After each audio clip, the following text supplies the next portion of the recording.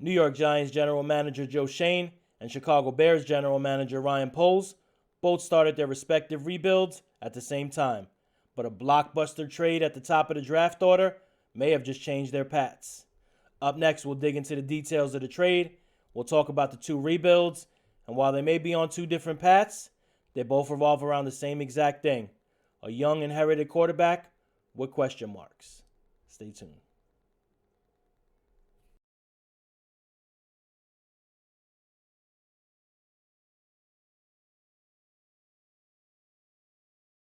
What's up, everybody? Thank you for tuning in to another episode of Tommy's Takes. I'm your host, Tommy G. You could have been anywhere in the world, but you're here with me, and I appreciate that. Please do hit that subscribe button. Check me out on Twitter at TommyG105. Check out the Giants Country Team. Best Giants content analysis out there. Whether you like interviews, articles, podcasts, takes, you name it, Giants Country got it. Boy, oh boy, blockbuster trade at the top of the draft. Before we get into that, though, let's talk some details. Giants GM Joe Schoen and Bears GM Ryan Poles both took over their respective clubs at the same exact time. The rebuild started there. Both inherited young quarterbacks with question marks, and both inherited frustrated but passionate fan bases in their cities that were tired of losing. But their rebuilds now have taken a completely different path. The Giants, on one hand, saw instant success in year one. Joe Schoen, Brian Dable's first year as head coach, from week one in Tennessee, showed that this wasn't going to be a rebuild type season. Giants went on to win 9 games, earned themselves a ticket to the wild card playoff game, and went into Minnesota and took care of business. Unfortunately, their season ended in Philadelphia with a thud, but still, all in all, it wasn't a rebuild type season, and that changed how Joe Schoen took on this offseason. He signed his quarterback Daniel Jones for 4 years, $160 million, tagged running back Saquon Barkley for roughly $10 million, and brought the band back together. So when you look at these two rebuilds, very, very different. It's almost like the Giants aren't even in a rebuild, even though they have been very clean with their cap. They have been careful with some of their spending. And when you dig into that Daniel Jones contract, Joe Schoen was very, very careful to not leave the Giants on the hook, as his predecessor might have done. So Joe Schoen firmly into year 2. His quarterback with questions signed up. No more question marks, at least as far as he's going to be the quarterback going forward. But Ryan Poles for the Bears, quite a different story. So Bears stumbled to a 3-14 record on their way to the number 1 overall draft pick, which caused some question marks. Are the Bears going to keep the pick? Are they going to keep Justin Fields?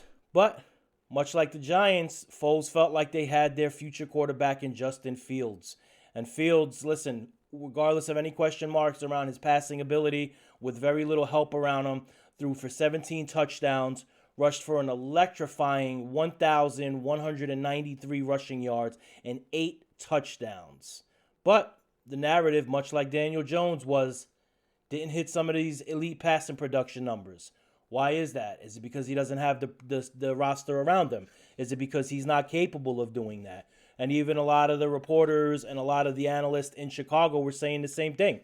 Do you keep Justin Fields? Do you draft a Bryce Young, a C.J. Stroud, maybe even an Anthony Richardson? So a lot of question marks were around that number 1 pick and what was going to happen with it. And Ryan Poles answered resoundingly, working on a deal with the Carolina Panthers, and they finally came to an agreement. Chicago trades the number 1 overall pick to Carolina in exchange for moving back from pick number 1 to pick number 9. Also, they get the Bears' 61st pick this season.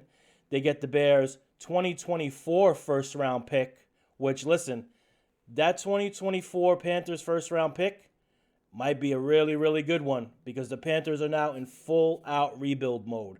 So you have a good chance, Chicago, that 2024 first-round pick is most likely going to be a top 5, maybe even top 3. I won't go any further.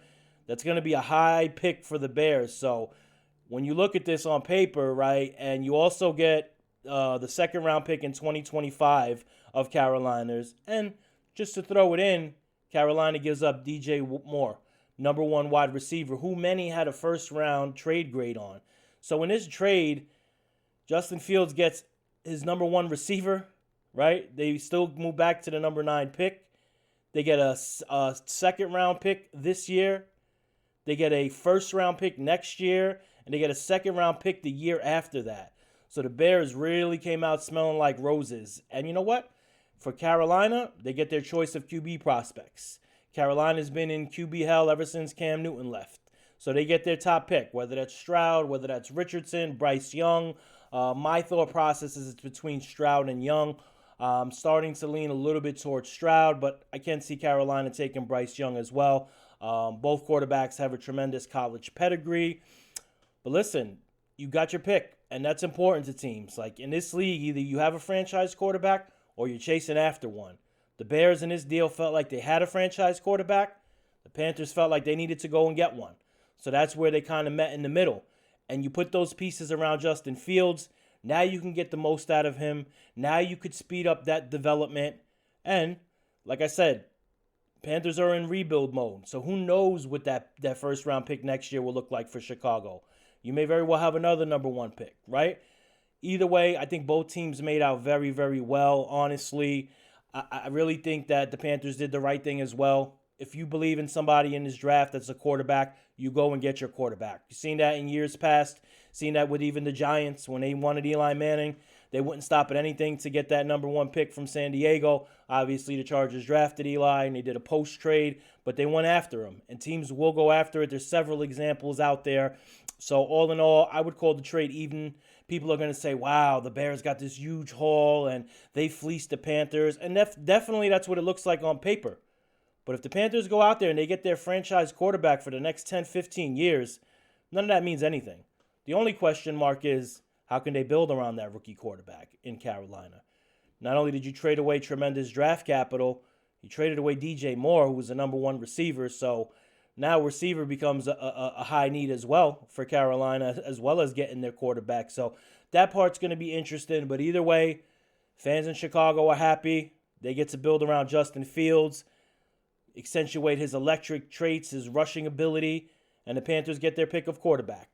But the most interesting part here is while the Giants and the Bears started their rebuilds at the same exact time, they took 2 completely different courses.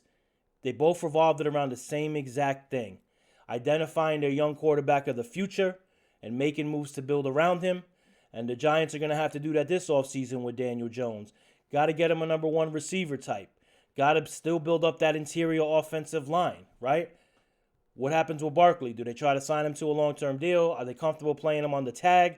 Do they try to tag him back-to-back, which they can? It's going to be very interesting. But all in all, Bears get their haul. Panthers get their quarterback. Giants and Bears still in their rebuild, taking different paths. Looking like the Bears' rebuild may take a little bit longer, obviously. You're going to get a lot of rookies in there now, right? DJ Moore helps, but you're going to have a lot of rookies. But hey, who's to say what's right, what's wrong? You know, people always talk about rebuilds, and rebuilds should be done like this, and you should strip the entire thing down to the bare bones.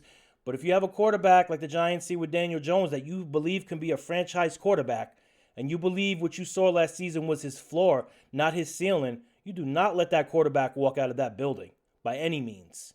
So, it's going to be very interesting to see, you know, kind of measure up the Bears and the Giants on these rebuilds. Like I said, Poles, Joe Shane hired at the same time. Giants interviewed Ryan Poles as well in their search. So fans, everybody will be locked in as these 2 rebuilds kind of race towards the top. I think all teams involved did well. I think the Giants are on the right path as well. They believe in Daniel Jones. They tied him up. They got him. They wanted Barkley back. They got him. Giants have 11 draft picks. They were just, handed the 2 compensatory picks. And here comes free agency right around the corner. You keep it locked with Tommy's Takes, free agency. We're going to be hot and heavy. We're going to dig in. Don't go anywhere. But for tonight,